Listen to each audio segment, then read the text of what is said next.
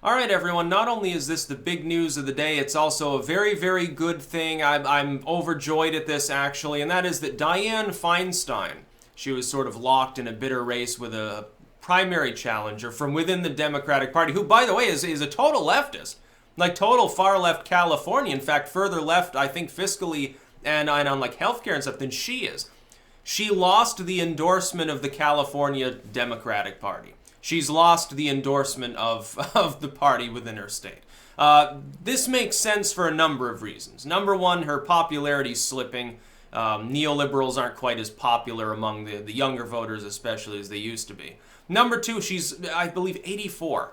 Okay, how long should a person reasonably be in the Senate before we say, okay, maybe it's time to give somebody else a chance? You know, regardless of party, ideology, any of that stuff, doesn't there come a time, unless a person is utterly stellar, at which they need to step aside and let some I think the average age of a senator is in their late 60s anyway, isn't it? It's one of the oldest incarnations of Congress, or possibly the oldest that we've had.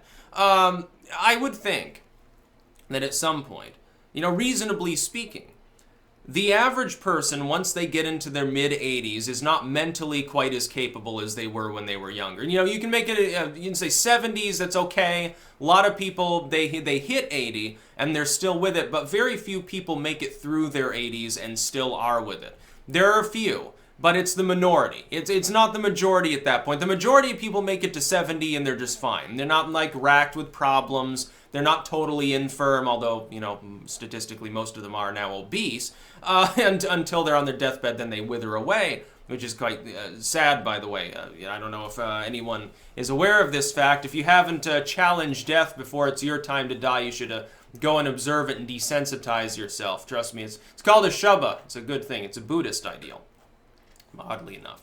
But Feinstein, she hasn't been all there for some time.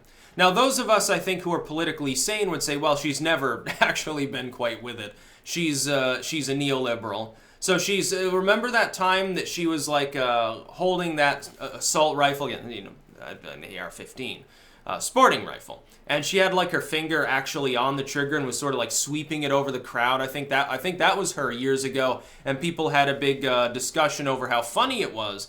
That Feinstein literally knows nothing about firearms at all and yet wants to legislate on them. The natural defense of the left on this has been, well, yeah, but the right always wants to legislate like on abortion and stuff. And it's like, well, then there are a few special people like me who want, who are pro-choice as well. We're also pro-choice when it comes to the choice of, hey, do you want the AR-15 or the 9mm to defend your home or go hunting or whatever? You get whatever gun you want, you should be able to do that. Feinstein doesn't know anything about that. She obviously doesn't understand healthcare. She doesn't understand anything really at this point. She's, in her mid-80s. And again, I hate to say it, but a lot of people, they get to that point, they start to slow down real quick. Do we really want Feinstein in there till she's 90? Like, oh yeah, I can't leave at this point because evil Dolan Drumpf is in office. Okay, I would think having a bunch of senile individuals in Congress is itself a pretty significant problem. There are already people there who are questionable as to their mental capabilities. There are plenty of people in Congress, I think we'd all agree, who were questionable in their mental capabilities when they first got voted in. No matter how young they were, it doesn't even matter. But Feinstein, wasn't she also one of the SOPA heads, like one of the big proponents of wanting to censor the net? And she has been, I do remember, I think this was, I think it was 2013, it was a while ago. She was still a spring chicken of 79 or something at the time. And she said, well, the First Amendment shouldn't protect like blogs and stuff. People shouldn't be allowed to engage in journalistic activity without a journalism degree. It was probably the most unconstitutional suggestion that any modern sitting congressperson has actually made. Blatantly in every possible way. And of course, nothing was done about it because everyone knew she was wrong. Like, she would have gotten 0 Democrats to vote for such a proposal. But it was an attempt. Attempts were made at the time to denigrate the internet. Now, back then, it wasn't even a pressing issue. At that time, the alternative media and alt entertainment stuff, they were growing. Now, they were already significant, but they couldn't swing an election. They couldn't nominate a candidate. They couldn't form a party. They couldn't really begin changing the minds of people brainwashed by a CNN or a Fox News. So back then, when attempts were made on the internet or on free speech in general, it was just sort of authoritarians being authoritarian. They didn't even really press the issue. Feinstein and others now have taken up, though, the line that they need to press it more using NGOs and also partnering with corporations. It's very funny to see the Democratic Party embrace corporatism.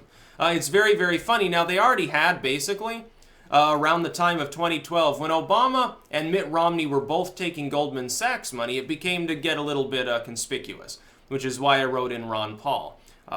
It became conspicuous that the GOP was led by people who were fundamentally the same as the neoliberals of the Democrats, and then you had a few people on both. You had the Ron Pauls, and then you had like the Gravels or Kuciniches that were outside. They were fringe while being within the party, and they would just sort of throw a token individuals to gain interest while never being taken seriously. Ron Paul was used to drum up excitement and then cast aside at the earliest possible opportunity, having done so. Rand functioned in somewhat the same manner, a warning to him. You're not taken seriously by the neoliberals. They'll smile, but they smile at you with a dagger behind their back, basically. That's how these people operate. They do it to one another and on a corporate level, too. These big tech firms would gladly stab each other in the back if they could make $10 off of it. Feinstein, meanwhile, she's made all sorts of money in her very long and non-distinguished career of basically just not knowing what the hell she's doing and voting along party lines. So she's just a career politician, a boring neoliberal. It's funny. Now, it doesn't matter that the person, who's probably going to replace her is far left. It's California, so it's not exactly like that person was going to be a business Democrat. It's not like there's any significant challenge from the GOP for that position. Saying, well, we've got to hold rank behind Feinstein and defend this seat at all costs because Trump. Don't worry, you don't have to do much to defend that kind of particular seat. That's like saying, oh yeah, say the Republicans, the middle of nowhereville seat is going to be up. Oh no, we have to back the establishment rhino because otherwise we might slip from an 80-point lead to a 75-point lead. Shit, well, we've got to get behind this corrupt career politician. Now, there are certain positions in the country where unless you had a total chaotic overthrow of the existing political situation, you don't even have to spend a penny to defend them. It's just, hey, here's who's nominated, run, the person makes a speech, and then accepts victory. That's all they basically have to do. Feinstein happens to be one of those, that's one of those seats where the Democrats are not going to lose it. You'd have to have the reincarnation of Ronald Reagan run against her at that point. And she's the weaker of the two. I think her challenger was preferred 53 to 37% or something, obviously some undecided. It was a fairly large gap. And so she loses that endorsement. She's probably going to lose. She's going to lose her primary. They're getting rid of Feinstein, joyful day for us. Get rid of Pelosi next. She's crazy too. She's also clearly developing early onset Alzheimer's or something. She needs to be out of Congress. Part of it is. It's not just party, it's also the representation of a state. Would any state want someone who's demented representing them? That wouldn't look, I think, good on a national stage. Now, there are some people that say, well, Donald Trump, he might have Alzheimer's or something. Okay, Donald Trump just barely turned 70. Dianne Feinstein is in her mid-80s, and she's starting to have problems anyway.